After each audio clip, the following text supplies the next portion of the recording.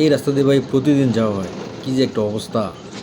পুরা একবারে ভাইঙ্গা টাইঙ্গা অবস্থা একবারেই খারাপ হয়ে গেছে। ব আ আমাদের এটা হচ্ছে লুটের চর।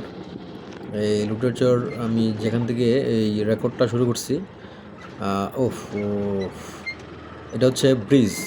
ব্রিজ থেকে মানে দড়ি লুটের চর থেকে শুরু হইছে ভিডিওটা। তো দেখেন কত বড় ইন্ডাস্ট্রি, মেঘনা গ্রুপ অফ ইন্ডাস্ট্রি মানে ফ্রেশ ফ্রেশ কোম্পানির এই যেই পুরো প্রজেক্ট, অসাধারণ প্রজেক্ট। যদিও এই রাস্তাটা এখন ভাঙ্গা আছে এবং প্রচুর পরিমাণে ধুলাবালি আছে আরকি। যাইতে আইতে এখন অবস্থা একবারেই খারাপ হয়ে যায়।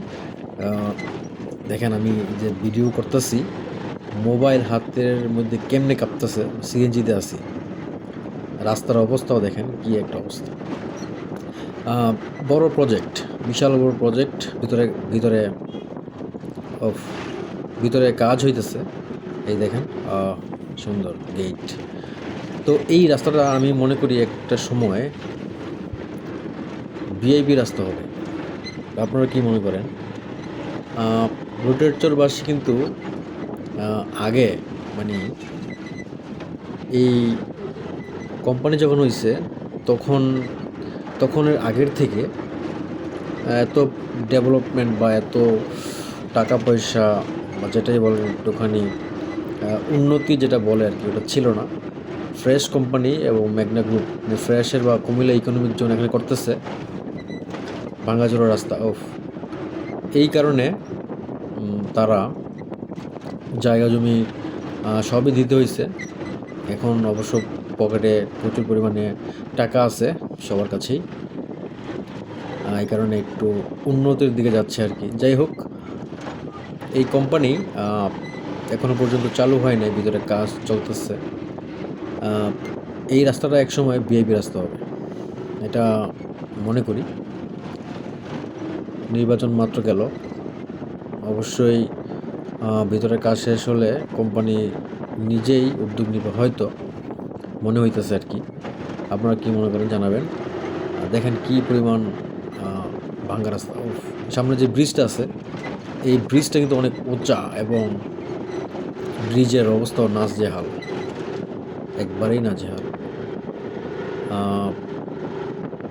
কয়েক বছর আগে যখন কুমিল্লা ইকোনমিক জোন বা ফ্রেশ জায়গা কেনা শুরু করে নাই, ওই সময় একবার আসছিলাম।